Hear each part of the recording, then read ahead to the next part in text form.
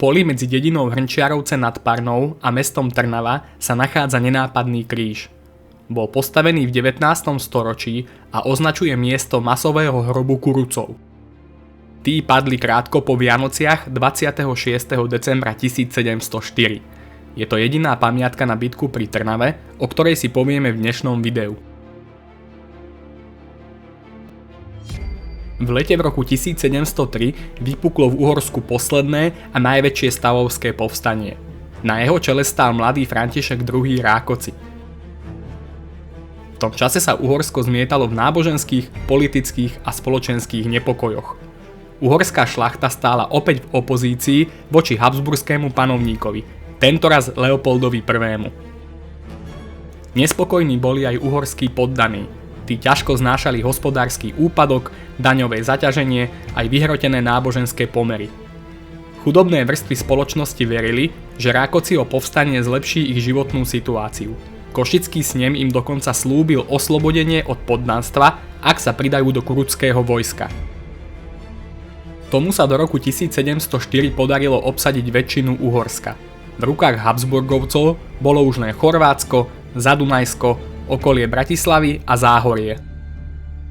Pre úplné získanie Uhorska museli Rákociho vojská dobiť pevnosti Komárno, Leopoldov a Nové Zámky. Posledná menovaná pevnosť sa vzdala v polovici novembra.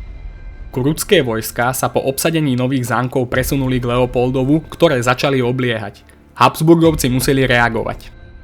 Hlavný veliteľ cisárskych vojsk Eugen Savojský sa pre ťaženie do Uhorska rozhodol vymenovať nového generála. Stal sa ním 58-ročný Sigbert Heister. Ten sa rozhodol, že Leopoldovu treba prísť na pomoc.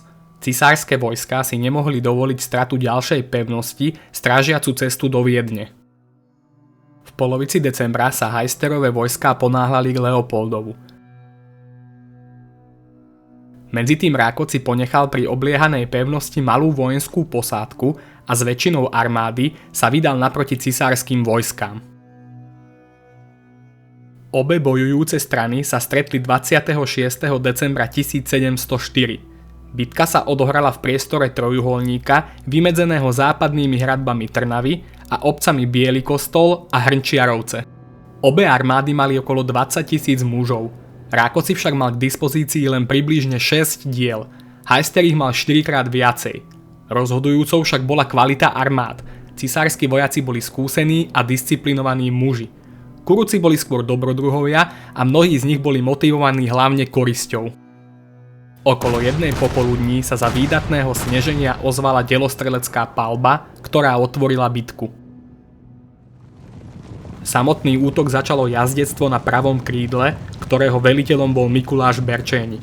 Kuruckí jazdci tvrdo narazili na nepriateľa.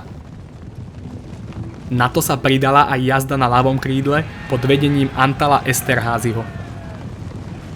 Peším plukom v strede vojska velil Rákoci. Tie sa ponáhľali podporiť jazdu. Napredovali pomaly a pred palbou diel sa kryli lahnutím na zem. Postupovali počas ich prebíjania. Prvá fáza bitky vyzerala ako jasné kurucké víťazstvo. Berčéniho jazda prelomila ľavé krídlo cisárskej armády a vnikla do jej tyla. V jadre Heisterovej armády nastal zmätok. Pešie jednotky Kurucov dokonca zneškodnili obsluhu niekoľkých cisárskych diel.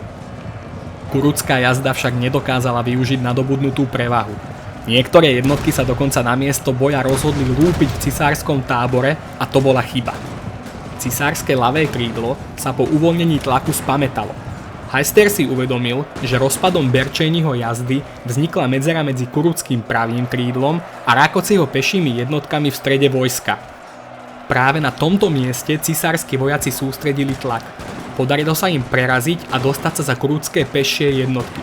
Od tejto chvíle sa miska váh preklopila na stranu Heistera. Zdrvujúcim momentom bola aj zrada Šarudyho oddielov. Žoldnierské jednotky sa v priebehu bitky pridali na stranu cisárskeho vojska. Otočili sa na najbližšie kurucké jednotky a zaútočili na ne.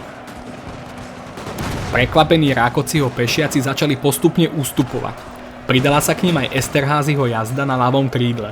O výsledku bitky bolo prakticky rozhodnuté.